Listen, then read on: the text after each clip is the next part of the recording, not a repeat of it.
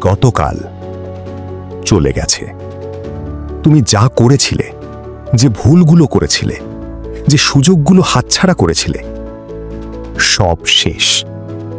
তুমি আর ফিরে যেতে পারবে না। তুমি কিছুই ঠিক করতে পারবে না। আর আগামীকাল তোমার জন্য অপেক্ষা করছে কিনা তার কোনো নিশ্চয়তা নেই। তুমি জানো না তুমি ঘুম থেকে উঠবে কিনা, তুমি আরেকটা সুযোগ পাবে কিনা।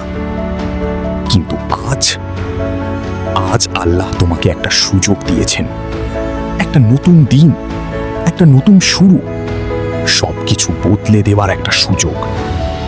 তাহলে তুমি এখনো অপেক্ষা করছো কেন? কেন এখনো দেরি করছো?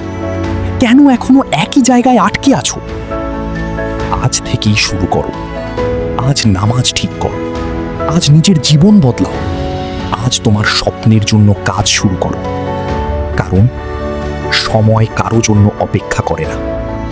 আর একদিন তুমি আফসোস করবে কেন তুমি আজ শুরু করোনি।